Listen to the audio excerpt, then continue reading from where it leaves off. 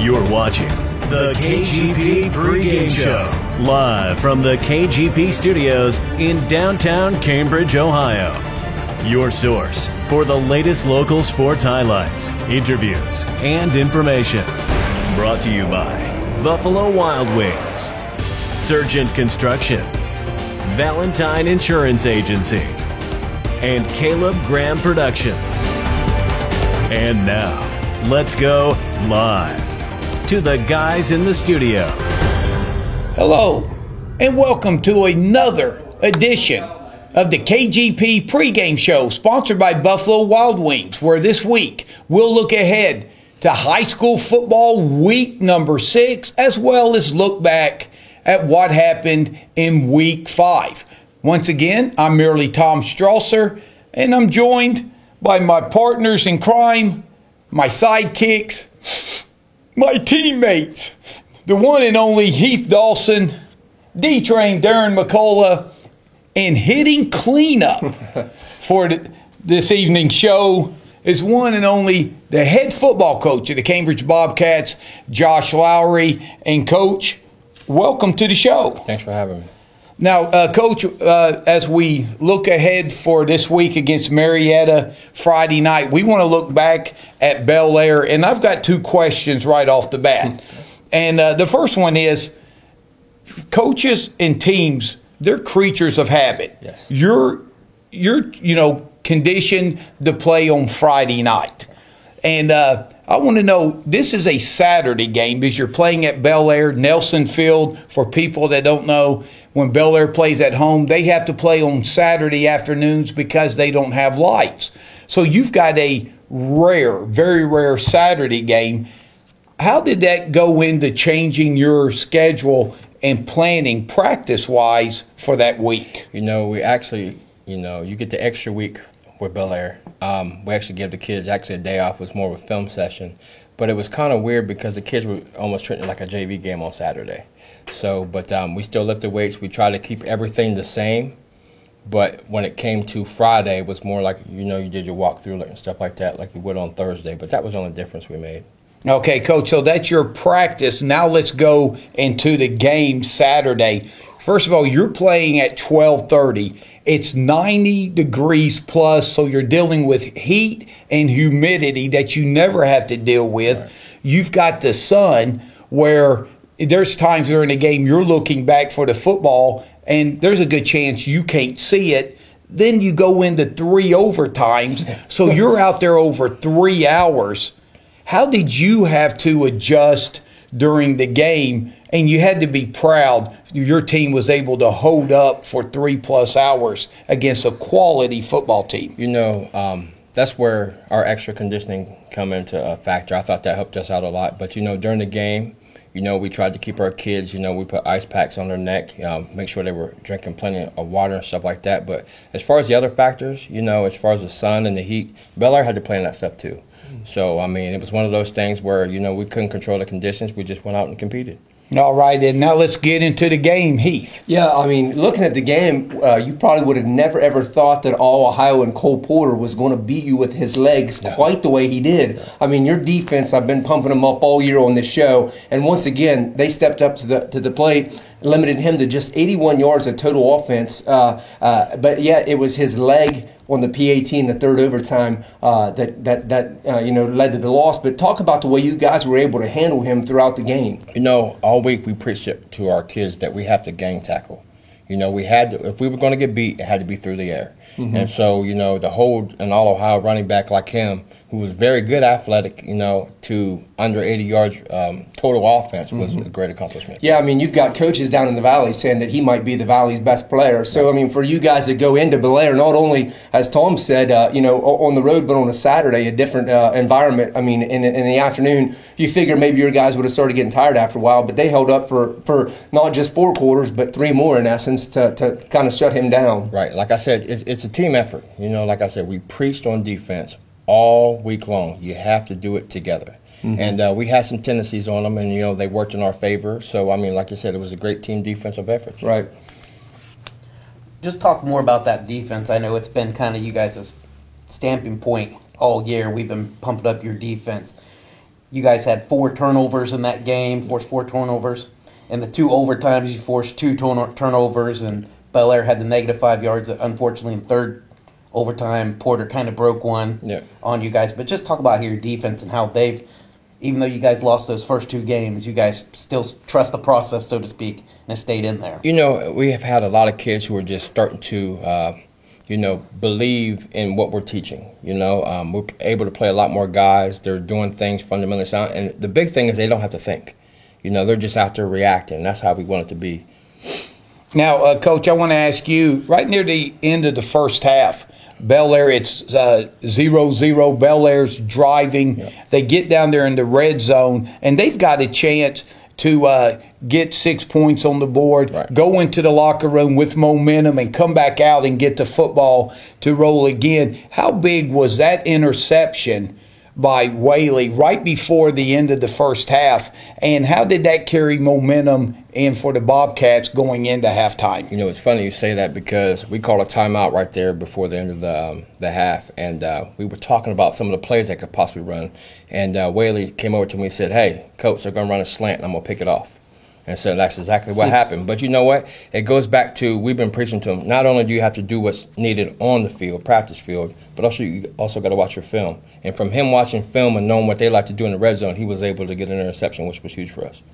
And your defense with Roth, he's an outstanding quarterback. Yeah. You held him to under 50% completions in his passes, and that's pretty impressive because they have a lot of weapons. We talk about Porter, but they've got weapons on the outside as well. Listen, they have some speed out there, and it showed. He had a couple big plays, but we were able to keep our D linemen fresh. We were rotating them in and out. So to keep somebody like that under 50% passing, and also to stop their all-Ohio running back, it was huge for us.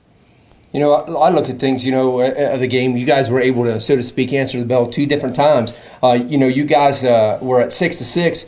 You go into the fourth quarter, take the lead with the big Jeffrey touchdown with 5:18 left in the game. So you're probably feeling pretty good. Bel Air gets the ball back, and we praised your defense, but uncharacteristically of them, you guys allowed 76 yards in 90 seconds, and they score. So now you're 13-13. But again, there in the fourth or the overtime, you guys were able to take the lead back. Talk about the way you guys were able to answer the bell both times, getting the lead back after Bel Air had kind of answered you guys. Like I said, we had some tendencies on them.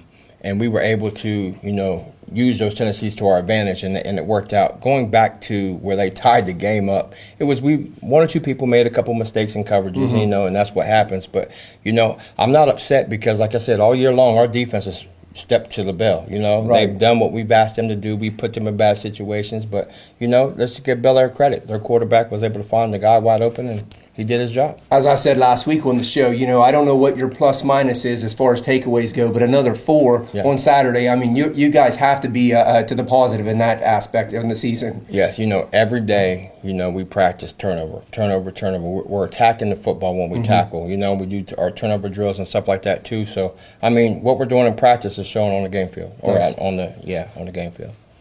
And another big thing is people aren't giving you guys' offense that credit. It seemed like the first couple weeks in the year, you kind of were a Woody Hayes, 3 yards in a cloud of dust.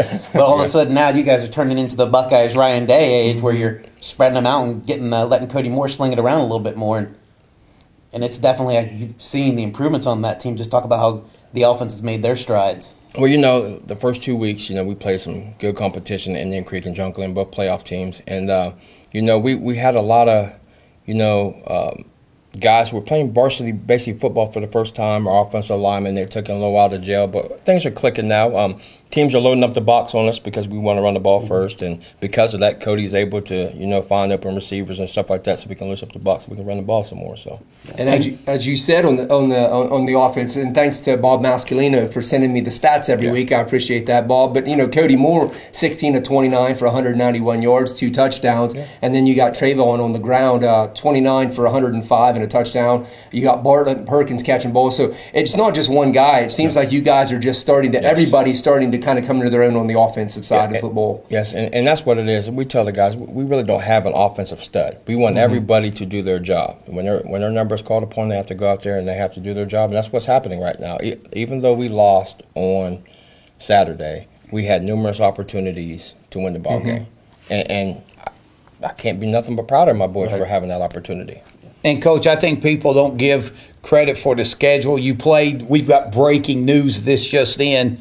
Indian Creek knocked off St. Clairsville Friday night. Yeah. And everybody knows what an outstanding football team St. Clairsville has. Yeah. So that surprised, I'm sure, a lot of people, maybe not you. No. But I want to ask you, at the end of the game Saturday, as hot as it was and as tired and worn out everybody was there a part of you when Bel Air made it 13-12, did you want to yell over at their coaches and say, hey, go for 2 and let's decide it right here? Yeah.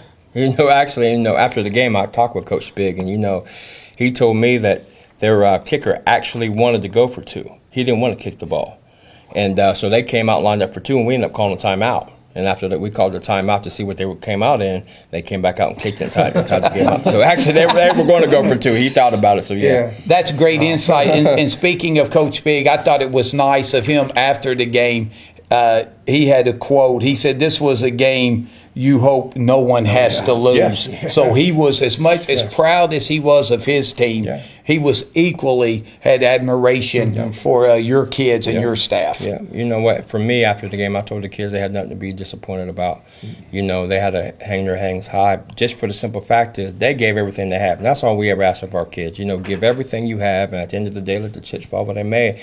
And on Saturday, they didn't fall in our favor. But guess what? We still came out and competed, and now people in the Valley know that we're a pretty good football team. And that's what I like, Coach, because after our week 2, I was saying, hey, don't start waving the white flag yet, Cambridge fans, because even though you guys were sitting 0-2, I was like, this is a good football team. Yeah. Once they start gelling, they're going to be dangerous. And I think as Blair found out, you guys are dangerous. Yeah, if we was to play Creek and John Glenn later in the year, I think it would be a more competitive game. But to have them at the beginning of the year is tough when you're trying to bring new kids in.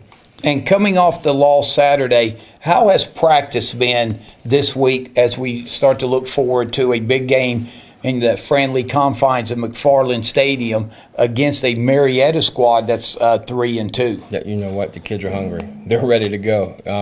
We had a good day of practice today, but all the kids are talking about is they want to get back on the field on Friday night just to prove to themselves that, Friday, or past Saturday, didn't affect us like everybody thinks it has. And, Coach, before we ask questions about the Marietta game, through the first 5 weeks, halfway through the season, is there one particular part of your team that you look now from week 1 and you say, wow, we're doing this a lot better than even I maybe thought we would be at this time of the season? Across the board, you know what? Our offensive line, I have to put it there, because after the first 2 weeks, I'm like, man, what are we going to do? But you know what? I'm proud of the boys because they didn't give up.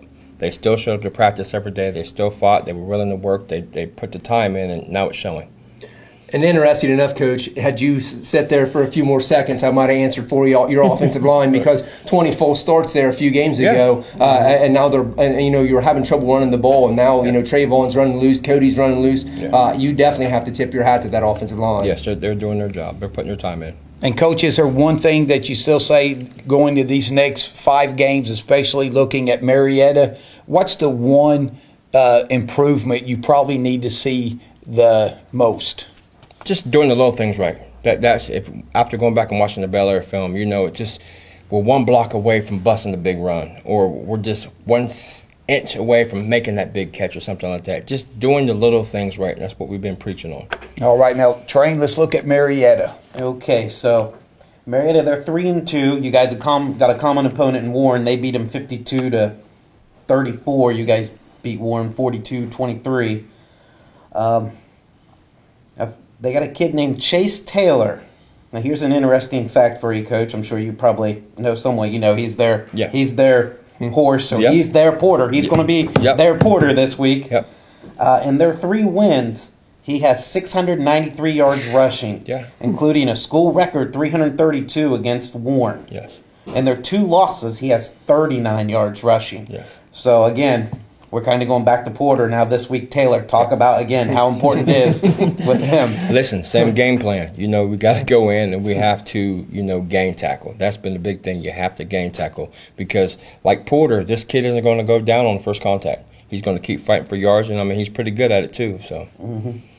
And, you know, not only just with Chase, I mean, obviously he's their horse, but you got their quarterback, Corbin Alkire, who was also pretty good last week coming off of 16-23 for 209-yard performance. What's some of the things that you're going to be looking at? Because he's got 4 receivers that he likes to hit as well that has seen a lot of targets this year. So talk about kind of not just stopping him, but their entire offense. You know, they're a lot like us. You know, they try to spread you out. They try to run the ball. Mm-hmm. They can throw it around. They'll bring the guy in jet motion, toss it to him. From our standpoint, like you said, is we want to force the other team to throw the ball on us. From there, you know, we'll make them one-dimensional and we're able to do more things. Mm-hmm. So, but across the board, it's just tackle. Do your 111. That's all we preach. Do your 111. And, Coach, how big is it going to be this Friday night, being back home after being on the road for the last few weeks?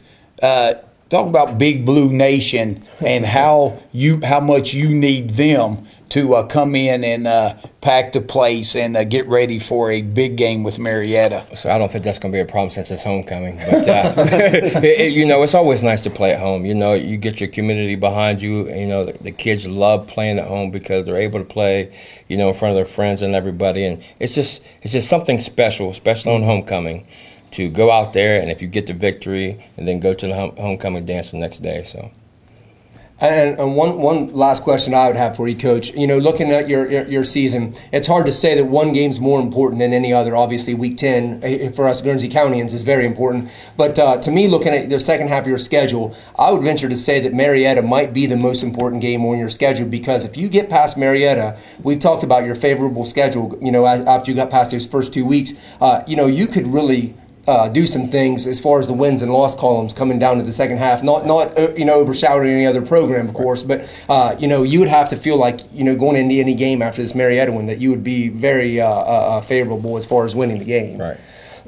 So, you know, for me, to the kids, it's worry about your opponent this week. Mm-hmm. Yep. And our opponent this week is Marietta. Mm-hmm. After Marietta, we're worried about Union Local. Mm-hmm. And after Union Local, we're worried about Coshocton. After Coshocton, we're worried about Riverview. So at this point in time, all eyes are focused on Marietta. But you still, after that 0-2 start, still have to feel pretty good about where you're at now and what you have ahead of you. Listen, I feel great about where we're. Because, I mean, let's be honest. After an 0-2 start, the way things looked, the kids could have just given up. Yeah. They could have thrown in the towel. Yeah. And they haven't done that. 100%. You know, and there's a lot of excitement. You know, it's as a coach, you hate to see your kids disappointed.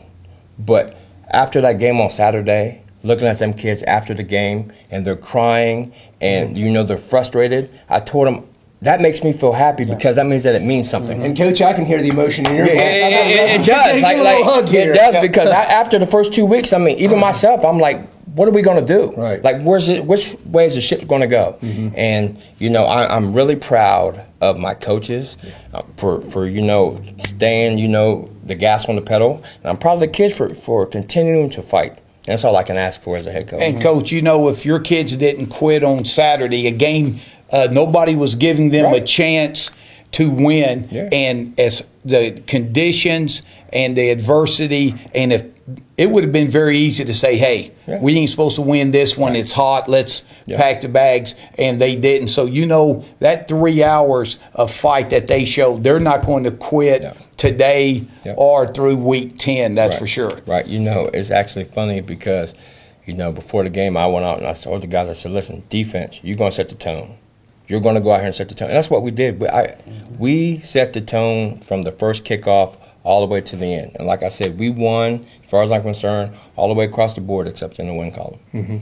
Man, and Coach, I just want this is kind of off. You know, we mentioned Coshocton. Yeah. You know, we all like to, you know, check the phone and look at scores. Yeah. I just want to know, what was your reaction when you seen the New Lex Coshocton score from Friday night? 82-60. Yes, I said that may be the craziest score I've ever seen. I said it was a basketball score, and there was no defense being played. Honestly, so yeah. So you kind of did a double take. Yep, going, I did. Wait, did I? Yep. Am I looking at this right? Right, Yes. and I said I can't wait to see that film. Hey, bring it up and we'll watch it before our It's gonna be show. long, that's for sure. They probably had a 3-hour game too. Yeah. Gosh, that was crazy. But Coach, well, hey, we want to thank you. Before you go, hey, give us two big keys that if these two things happen Friday night, the Cats have a big chance of getting back to 3-3. One, we're going to stop the running back. We have to game tackle him. And two, we have to play all three phases of the game. All right. Well, Coach, hey, we appreciate your time. Thanks for joining us. First, you make the panel here look a lot better looking than we normally do. I'm not knocking Coach Kearns. He was here last week. He didn't do too bad bringing the looks last week, but we appreciate it, and we want to wish you best of luck against Marietta. And this is week 6 coming up. Hopefully, we get you up here maybe before the season's over again. No problem. I'll be here. All right. Well, you're watching the Buffalo Wild Wings KGP pregame show here from the beautiful studios of Caleb Graham Productions. We'd also like to thank our other sponsors, Surgent Construction, Valentine Insurance Agency, and Cons for sponsoring the KGP pregame show. We'll take a time out, and when we come back, we'll look at Meadowbrook and Buckeye Trail. We'll be right back.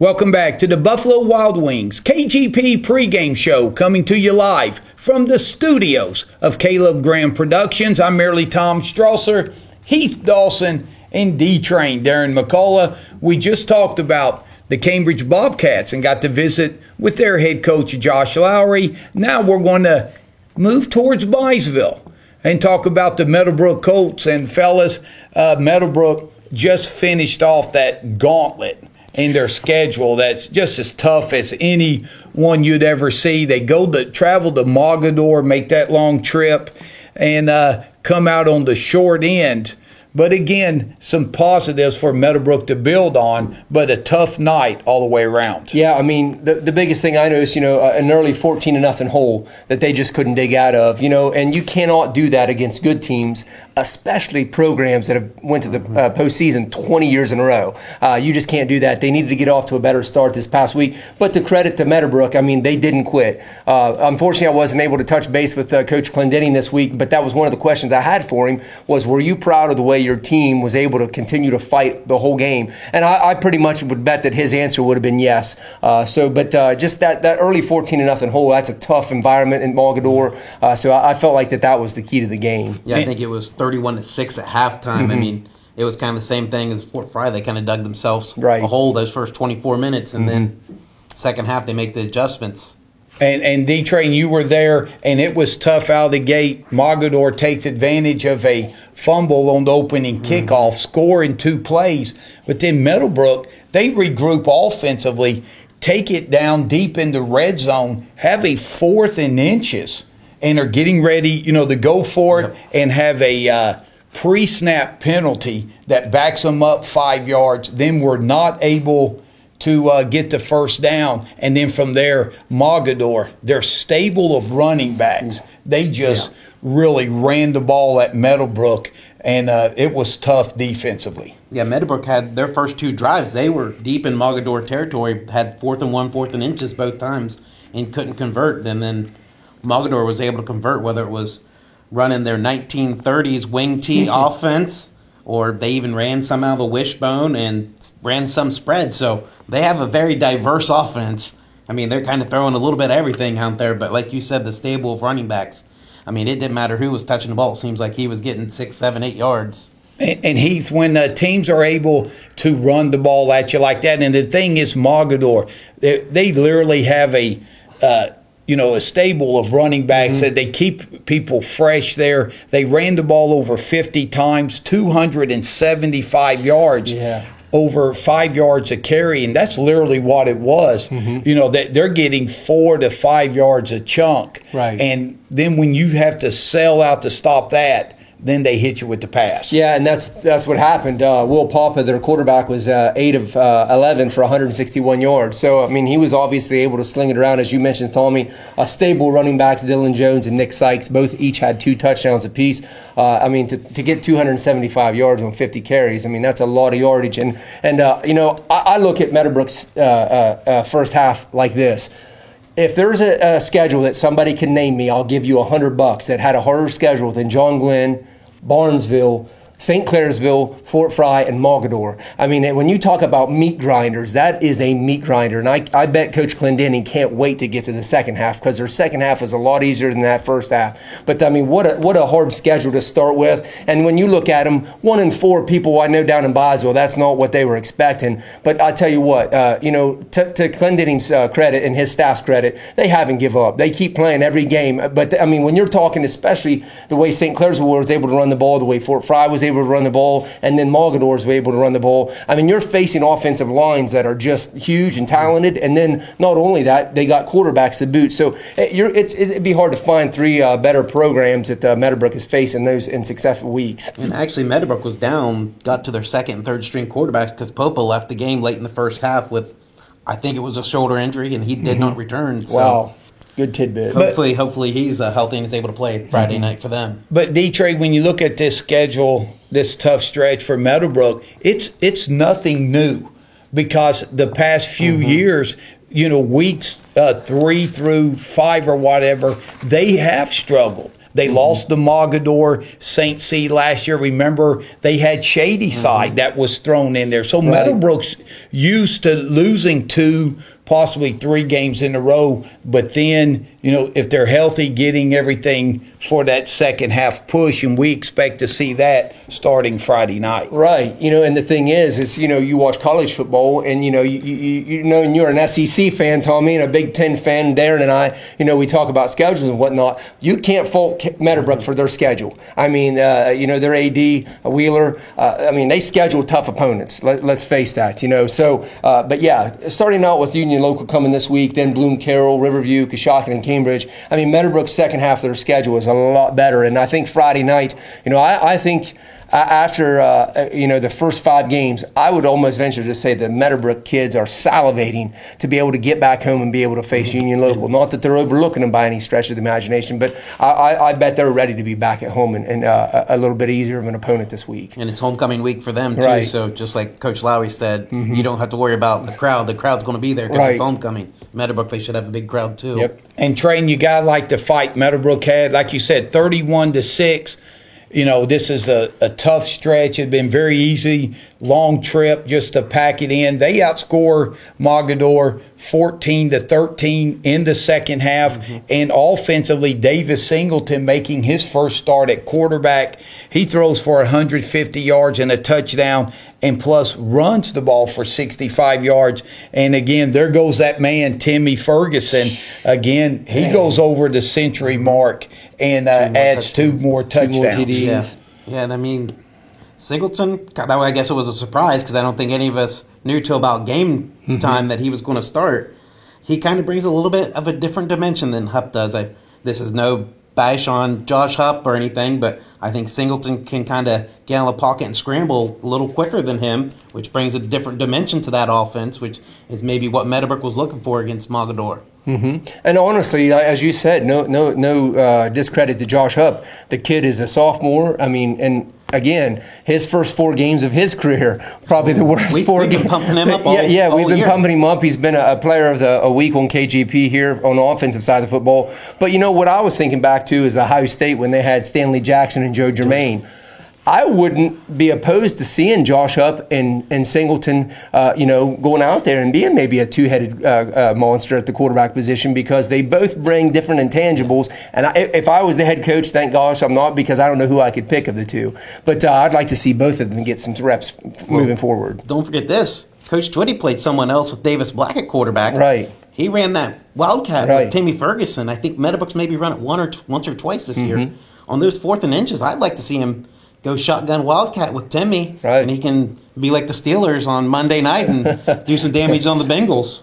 And Meadowbrook, it was really tough on the line. And give Mogador, their offensive and defensive line is as good as you'll see around. But Meadowbrook, defensive line, Wyatt Rossiter, 9 tackles. I mean, if anybody has 9 tackles in the game, that's a great night. You get 9 tackles from your defensive line position, that's outstanding. Yeah.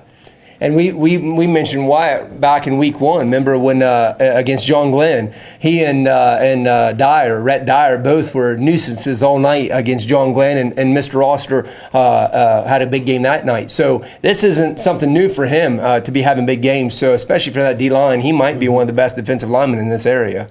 And D-Train, how big is it for Coach Clendenning to rely on his seniors and even some juniors that have a lot of playoff experience? Like we said, they're coming out of a tough 3-4 week stretch, but they've gone through this before. And how much does he need them leaders to step up and say, hey, guys, now let's start it and see if we can run the table and see where we're at the end? Yeah, they got to have the 1 week at a time mentality. We were on a 4-game losing streak. Let's change that. Friday night, it starts with Union Local. You could even go with we're 0-0 right now.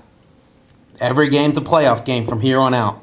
Because if you don't win probably any of these next 5 games, it's probably 100% chance you're not going to be in the playoffs. Right.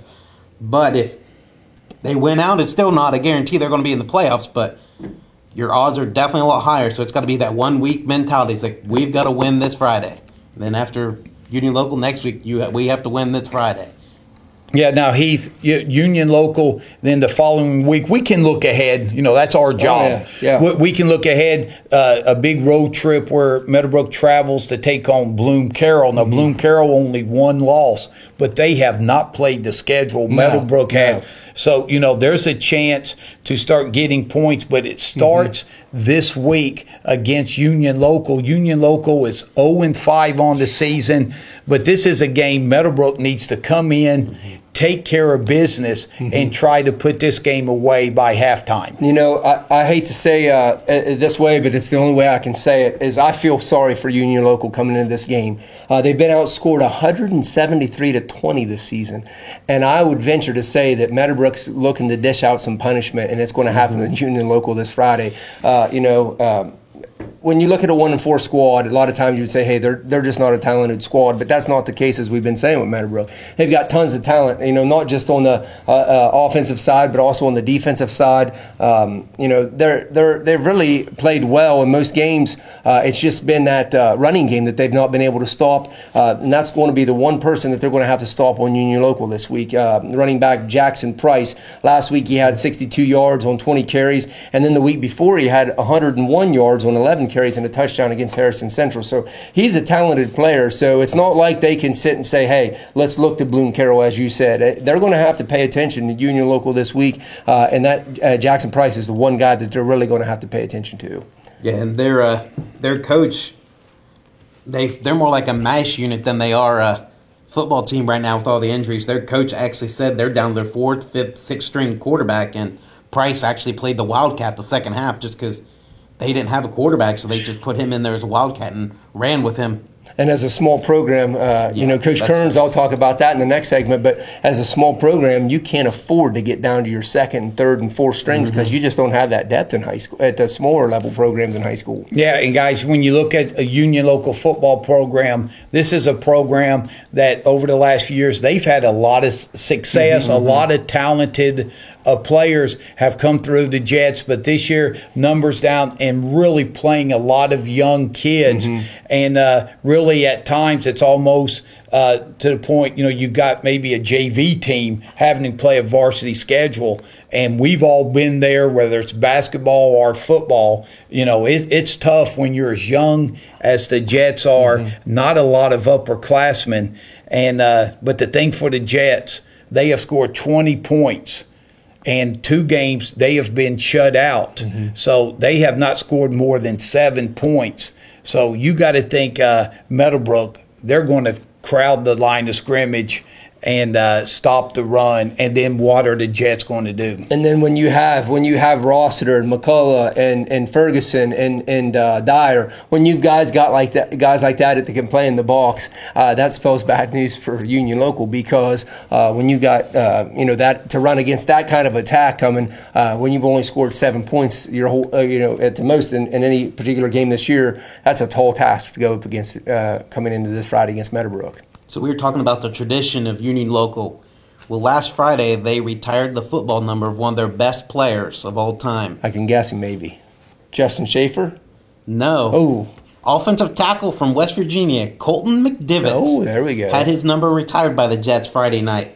So congratulations to him. Nice, and then congrats. we got to stay with the WVU tradition on the Meadowbrook side. We want to wish good well wishes to Josh Sills as he had shoulder surgery last week. Right. Probably out for the year. Hopefully he maybe gets medical red shirt, or hopefully gets in the NFL draft. I know in the preseason he's an NFL talent. He was projected as getting in the draft. So hopefully he gets that either 6-year eligibility or can get in the draft somewhere and somebody drafts him. Yeah, and that's neat. Not too many games are going to be played on Friday night where each team can look across and say, hey, we got an offensive lineman playing for the Mountaineers or playing for any Division I school. So that's pretty special. It'll be interesting to know if they have a friendly wager or dinner bet or something on this game. I don't know. I won't speculate. Even though that's your job, that's why we're here. Right. But, fellas, and again, as we wrap this up, Meadowbrook, this is a game they really need to just go out, take care of the football, and if they just play their game, and everything should fall their way, hopefully. Honestly, this is a bold prediction, but I look for Tim Ferguson to have 200 yards rushing this Friday night. I know that's a lot, but I see him getting it cranked up coming Friday and scoring. He's been scoring touchdowns in bunches. I see him having 2, 3, 4 touchdowns this Friday night, and I don't think Union Local can shut him down. I think Meadowbrook wins big. I think this is a good time to really open up the offense. Timmy's been getting his, but there's been times where they've hit that one deep ball every game. Seems like Addy Black's had a big reception. I think it's time to stretch defenses more. Let's see what we got. I mean, go down the field to Addy Black. Throw down the field to Boston Black. Throw down the field to whoever. They got 4 or 5, 6 different guys they played at receiver against Mogador. Let's see what they can do. Let's stretch these guys.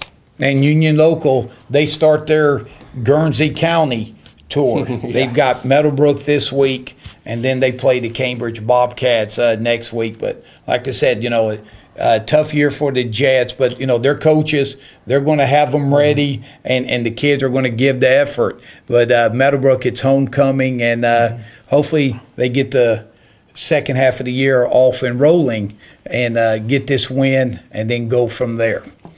So that wraps up our segment with the Meadowbrook Colts here on the Buffalo Wild Wings KGP pregame show.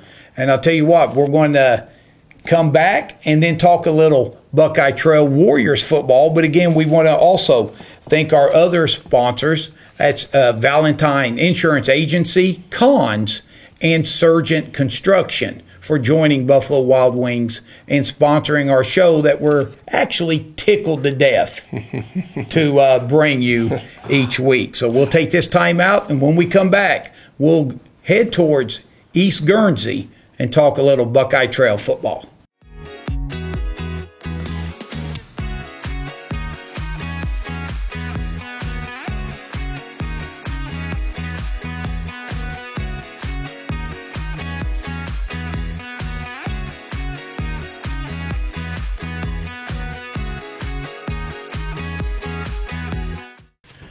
Welcome back to the Buffalo Wild Wings KGP pregame show. I'm merely Tom Strasser, Heath Dawson, D-Train, Darren McCullough. We've talked a little Cambridge football, Meadowbrook football, and now it's time to talk a little Buckeye Trail football. And for the Warriors, guys, before we look ahead to Week 6, let's look back to Week 5 where Buckeye Trail had their biggest test of the season, and even though they didn't get the mark in the win column, guys, there were a lot of positives that came out of this game. Yeah, I mean, the first thing is you're playing Indian Valley, who is now 5-0, a playoff team. So to come out and really set the tone early, Buckeye Trail took a 7-0 lead at the 5:11 mark at the first. So after one quarter, there you look at the scoreboard and Trail's leading. Indian Valley come out with 21 answered, runs, big runs that got them the lead. And I asked Coach Kearns about this, and I'll get to the quotes here in a second. But when you're up 7-0, all of a sudden you look and it's 14-7, then 21-7. The game started getting away from them, but I'll drop some stats on you here in a few minutes. But very tough. And because when Trail come out to get the lead early, you're thinking, hey, just like Barnesville, we can play with these guys. And that's what Donnie's been saying. His team, he felt really good about, hey, we can play with these guys. And when you look up and down their schedule, I think that, like you would say, you can play with any one of those 10 schools on Trail's schedule. But, just another one, I think, even though you look at the score, a little deceiving, I think it's kind of another one that just like the Barnesville game, in similar fashion, that Coach Kearns feels like they kind of let that one get away from them. Yeah, I mean, you look at every single one of the stats, Buckeye Trail had more yards. They had more time possession, more first downs.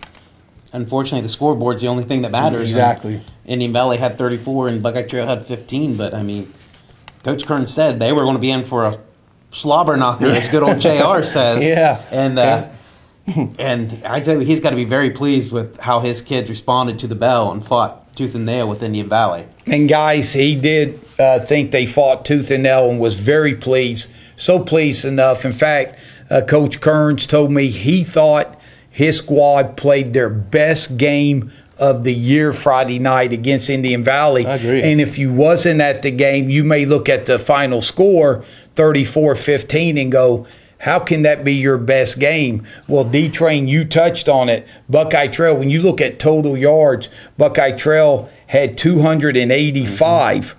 Indian Valley had 223. Buckeye Trail time of possession had the ball 31 minutes.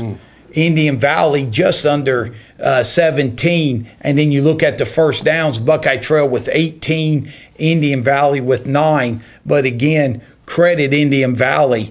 They hit on just enough big plays. And fellas, that second quarter, they outscored Buckeye Trail 21-0. And that really kind of put the Warriors in a hole going into half. Yeah, and I asked Coach Kearns, I said, hey, in that second quarter, a big turnover occurred early in that second quarter, and I said it seemed like they had turned the tide a little bit, and then on the very next play, they score, and then in a matter of 34 seconds, they went from leading 7-0 to trailing 14-7, and I asked Coach Kearns, did it just feel like things snowballed on you? And he said, that fumble was critical.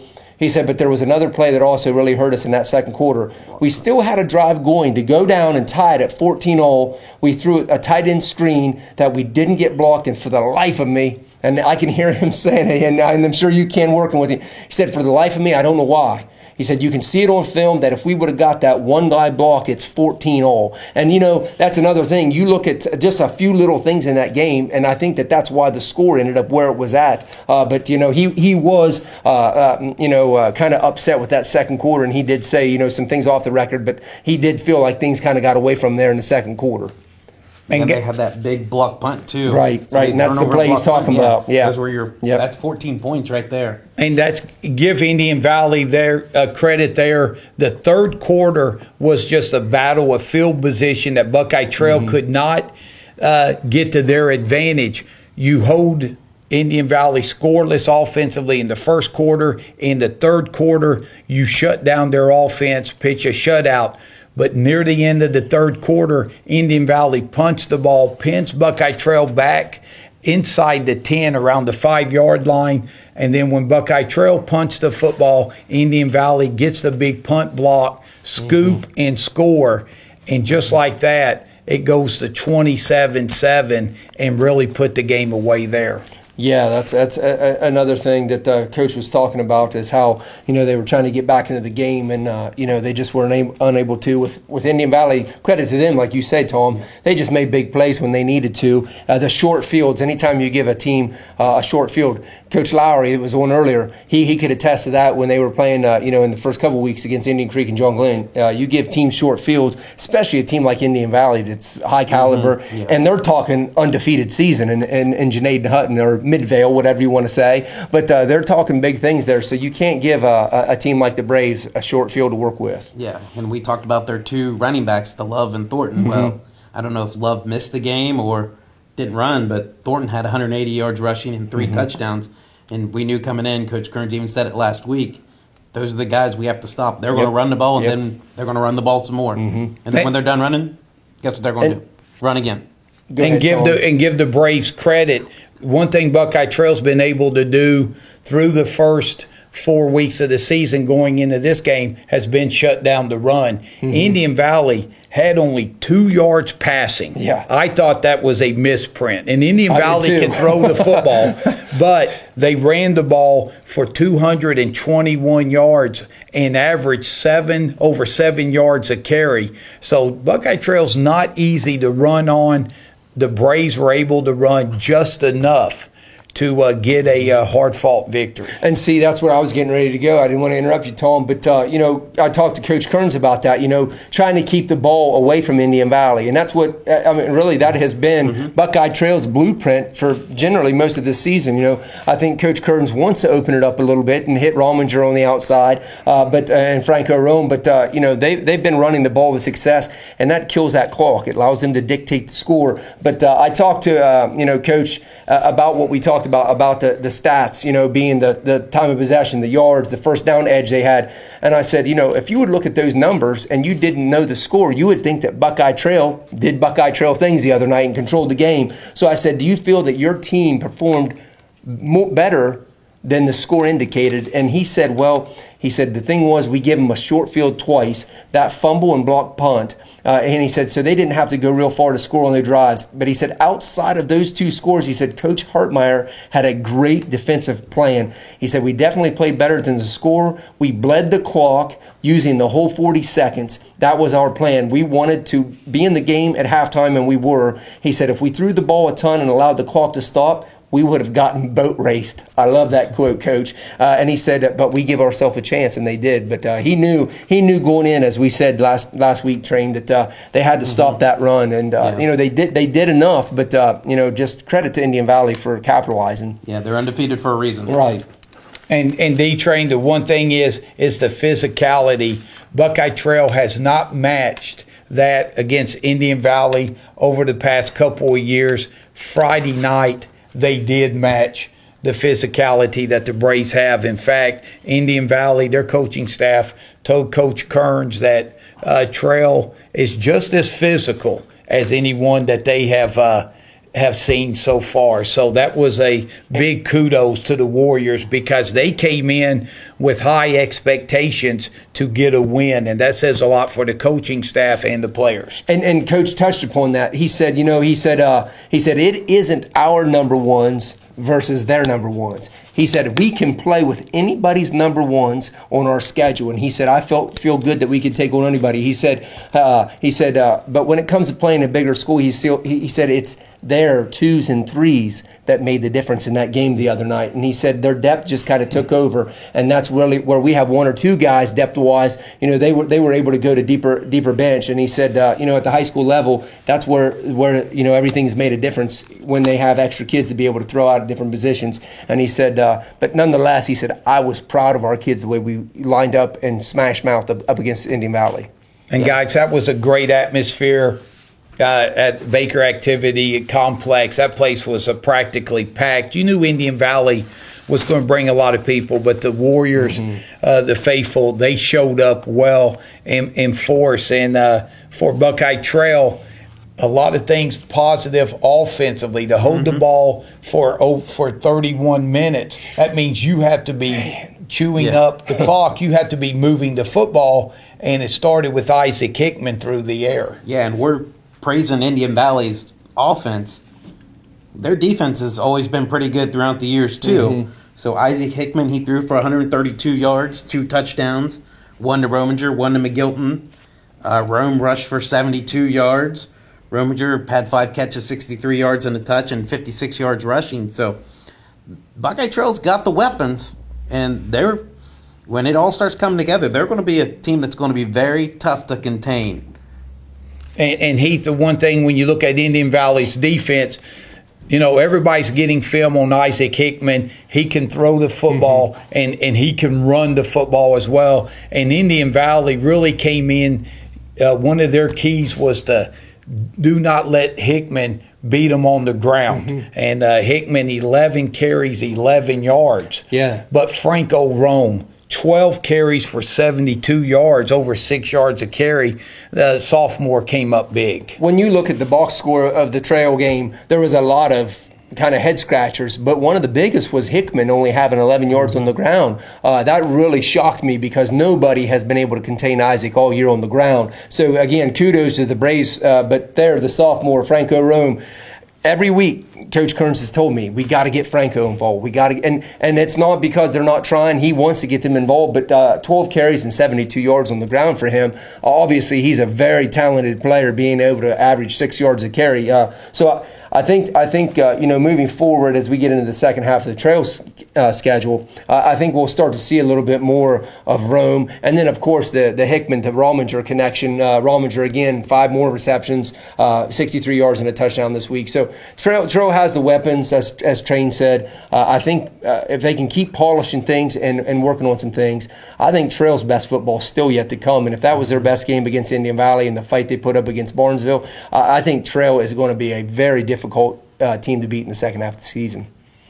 Yeah, and the one thing when you look at Buckeye Trail and you see the 34 points Indian Valley got, but really kudos to Coach Hartmeyer's defense. Yeah. Jack Perry had 11 tackles. Ronnie Rominger had a sack. But to hold Indian Valley, who likes to run the ball and then hit you with some play action and stuff, the 2 yards passing on 2 completions, that really says a lot about just how well the Warrior defense played, as it has played well all year long. Right. Yep. And now, guys, let's look ahead for Buckeye Trail. Big game. They're now 3-2, and they take on Strasburg. The Tigers are 2-3 on the season. And what do we know about the Tigers? Well, last week, Strasburg lost to a common opponent of them in Buckeye Trail in Newcomerstown. They lost 34-14 to Newcomerstown. They've been outscored 187-60 this year. And here's a fun fact. You can leave at halftime of their games because they win every game by 20 or they lose by 20. So they haven't been in any barn burner close games. And hey, he talked about the common opponent being Newcomerstown. Shout out to the Trojan football team. Remember, they came in this year. They had lost 24 games in a row. They've won, I believe, 3 games. Yeah. And knocked off Strasburg. So Newcomerstown. You like to see kids and coaches just stay with it. Right. Like we talked about Union Local. You just got to stay with it through the tough times, and you'll be rewarded. And it's good to see the Trojans being that. Right. And my buddy Chad Elliott, as I mentioned, week 1, he's the new AD this year at Newcomerstown. So congrats, Chad, to your Trojans and the football program. And I know that they're going to do great things, under that guidance. And when you look at Strasburg offensively, they're kind of old school. They're going to huddle up. They are going to milk the play clock. They want to have ball control, and they want to slow the game down. They want to win the time of possession. For Strasburg to have a chance against the Warriors, you almost got to think they've got to have the ball nearly 30 minutes and keep the Warrior offense off the team. That's not going to be easily accomplished. Strasburg, they like to run the football and then run it on second down, and if all possible, run it on third down. Yeah. They don't pass that much, and that's not going to be very easy against Buckeye Trail's defense. No, I talked to Coach Kearns about that, and I said, hey, how do you feel about this week's matchup with kind of the way Strasburg plays? And he said, I feel okay. They run a very unconventional offense. They have very tight foot-to-foot splits, and their running backs are really tight to the line. They like to try and pick up 3 yards, as you said, Tom. So good kudos to you, and bleed the clock. So, again, like you're saying, they're looking to do what Trail does. And one of the most interesting things I thought Coach Stern said, he said, I feel like it's important for us to score every time because possessions may be limited in this game. He said we have to control them. It will be important to win the battle of the line because they are big, and that's a good unit for them. So he knows what they're going to be coming in to do. They're going to look to control the clock, the same thing Trail did against Indian Valley. The two players that they're going to have to really focus on stopping is quarterback Tayshawn Curtis, who had 2 touchdowns in last week's big game against Cumberstown, and then running back Lucas Lindsay. He had 205 yards and 4 touchdowns in a win earlier this season over Badona. So he's a very big weapon for them. So Trail's going to have their hands full with a couple weapons that Strasburg likes to play. And if you're not used to seeing a team line up the way they do, that's not going to be easy. But I figure Coach Hartmeyer will have something drawn up to be able to stop them. And Zach Cheney's another one to remember. I think he's probably the fullback leading, breaking those holes for Lindsley. And Madonna, they may have trouble stopping the running game this year, but boy, they can sing. They can. But D-Train, anything for Trail, it's a road game. A lot of people are saying, hey, put this in the win column. You still got to show up and play, right? Going to Strasburg. There's no easy victory in the IVC. I don't care who you're playing. Top to bottom, like I said a couple weeks ago, it's one of the best basketball conferences, baseball. It's one of the best conferences in the state. I mean, Strasburg's had tradition. They may be not as good as they have been in the past, but that's not exactly you got mostly Interstate up 77, but it's not exactly a fun drive. So you just got to be ready to play, and I'm sure Strasburg's going to be ready. Hey, Train, you've got me convinced. Buckeye Trail, they'll have to strap on the helmet and be ready to go Friday night, which I'm sure they will. Well, that takes care of our Buckeye Trail segment on the Buffalo Wild Wings KGP pregame show. And when we come back, it's that moment you've been waiting for. It's going to be the BW3's panel picks, and we'll have those when we come back after this timeout.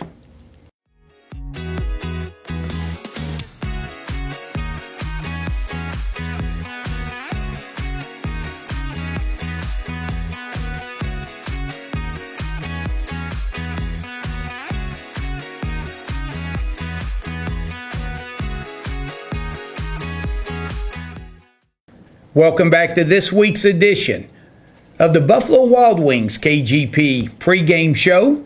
We've talked about Cambridge, Meadowbrook, and Buckeye Trail as they prepare and get ready for Week 6 of the high school football season. And now it's time for the BW3 panel picks, where we look back at Week 5 and give out some awards. And fellas, we'll first look at the Sargent Construction Legacy Builder Offensive Player of the Week. And Heath, we had some tough decisions. Cody Moore for Cambridge threw for over 190 yards. And Davis Singleton out at for Meadowbrook, 150 yards passing, 65 yards rushing. And Franco Rome, 72 yards against an Indian Valley defense, averaged over 6 yards a carry. But we have voted on, and our Sargent Construction Legacy Builder Player of the Week offensively is senior Tim Ferguson, running back from Meadowbrook High School. I mean, it's almost like a broken record with Tim because you come to expect it, and that's one thing. You don't want to forget just how talented he is just because he does it every week. But this past week, a tough loss at Mogador, but he had 106 yards on just 12 carries. He had 2 more touchdowns, adding to his scoring total there at Meadowbrook, all-time leader. And then 4 receptions for 57 yards. So not just on the ground, but also through the air. So congrats to Mr. Ferguson down at Meadowbrook High School. This could be a pretty big week for him, too. He's got the Sargent Construction Offensive Player of the Week. He's a homecoming court king, potential winner there, and hopefully a win on Friday night, too. Right. So Big weekend possibly ahead for him. Big 3 nights for him, Yeah, starting exactly. Thursday night with our show. And then you have the dance, Yes. the seal the deal. Yes. And so congratulations to Timmy Ferguson, this week's winner of the Sargent Construction Legacy Builder Offensive Player of the Week. And now we're going to go to the Valentine Insurance Agency Defensive Player of the Week and train again. A lot of quality people to pick from. Jack Perry for the Warriors had 11 tackles to lead the Warrior defense. And again, Cambridge forcing the 4 turnovers against Bel Air, and Caden Whaley with another big-time interception at the goal line to keep the game scoreless going into halftime. But we're going to look at our winner for this week, and it is going with Meadowbrook senior defensive lineman Wyatt Rossiter. We talked about him having a great first week, and so we're going to give it to him this week. 9 tackles and 5 solo. So congratulations to Wyatt. From the defensive line position, which is even more impressive. Yeah, that's big time when your defensive lineman gets credited for 9 tackles. So we want to congratulate Wyatt Rossiter for the Valentine Insurance Agency Defensive Player of the Week. And fellas, it's now time for the Play of the Week. And we had a lot of tough choices there as well, but we are going to select. We're going to go with Co this week, so I'm going to go ahead and name the first play, and then Train's going to name the second play. But again, so many different plays to choose from this week, but I had to go with junior Caden Whaley from Cambridge High School, as you mentioned a second ago, coming up with a massive interception in that Belair game on Saturday afternoon to keep Belair out of the end zone in the first half to keep it knotted at 0-0 going into halftime. So big play by Caden, and the neat thing is Coach Lowry said that he saw that, so that makes that play even better, that he watched the film, broke it down, and knew what they were going to do. So, hey, hats off to you, Caden. And our other one is senior Trey McGilton's 33-yard touchdown reception from Isaac Hickman. If you get a chance to see it on the KGP highlights, it was a great catch, an even better throw. Yeah, and that gave Buckeye Trail the 7-0 lead that they carried into the second quarter against the undefeated Indian Valley Braves. So we'd like to once again thank our sponsors, of course, Buffalo Wild Wings, for sponsoring the KGP pregame show, as well as Sargent Construction, Legacy Builders, Valentine Insurance Agency, and Cons for helping make this broadcast possible. And fellas, week 6, it's a big one for our 3 local teams, and we want to wish Buckeye Trail, Cambridge, and Meadowbrook the best of luck week 6, and homecoming for Cambridge and Meadowbrook. That's pretty special. Trail's homecoming still a couple of weeks away. So I'm merely Tom Strasser, D-Train Darren McCullough, and Heath Dawson. I want to thank you for joining us on our show, and we look forward to seeing you next week on the Buffalo Wild Wings KGP pregame show. You can count on me meeting you on the sidelines. And you stay classy, Guernsey County.